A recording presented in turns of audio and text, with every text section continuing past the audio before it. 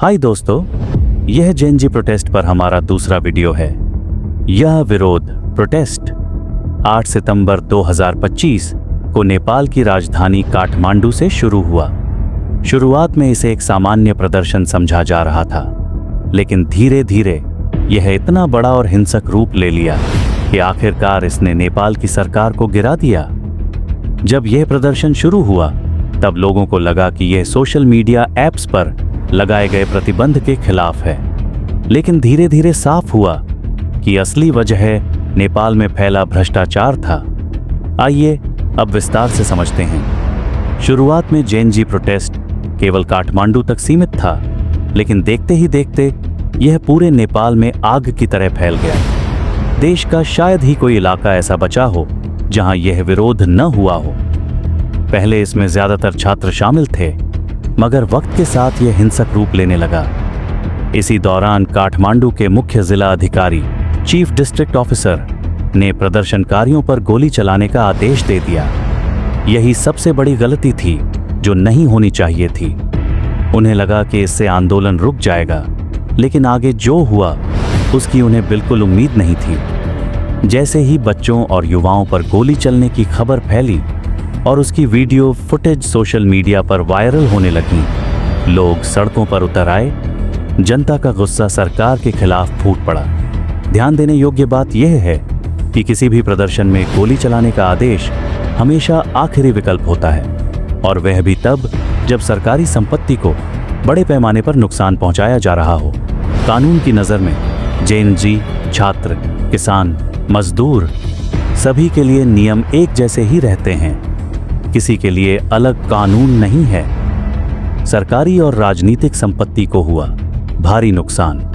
JNG protest के दौरान कई बड़े सरकारी और राजनीतिक संस्थानों को नुकसान हुआ।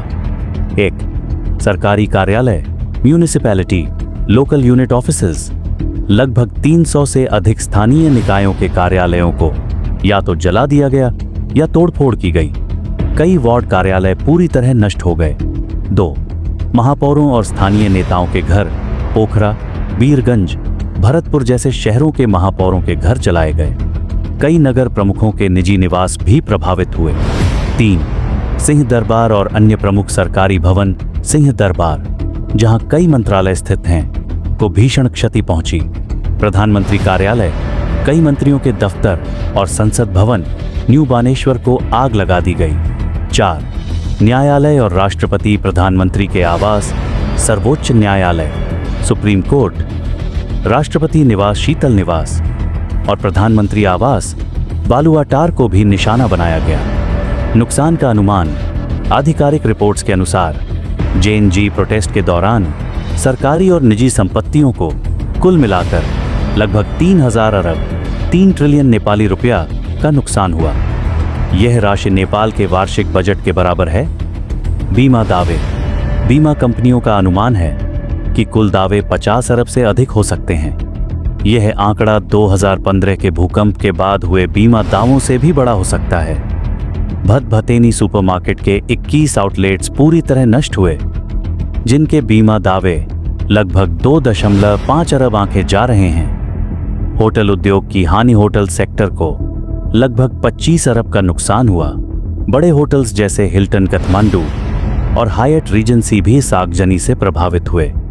आंदोलन के पीछे का मास्टरमाइंड, इस जेएनजी प्रोटेस्ट का असली मास्टरमाइंड था सुदन गुरुंग, जिसने हामी नेपाल नामक एनजीओ के जरिए इस आंदोलन को संचालित किया। नेपाल की युवा पीढ़ी की सबसे बड़ी मांग थी कि काठमांडू के मेयर बालेन्द्र शाह को देश का प्रधानमंत्री बनाया जाए। आपने कई वीडियो में युवाओं को यह कहते हुए भी देखा होगा, नेताओं पर हमले और इस्तीफे। इस आंदोलन के दौरान कई नेताओं और अधिकारियों पर शारीरिक हमले हुए। कुछ बड़े नाम: 1. प्रधानमंत्री केपी शर्मा ओली।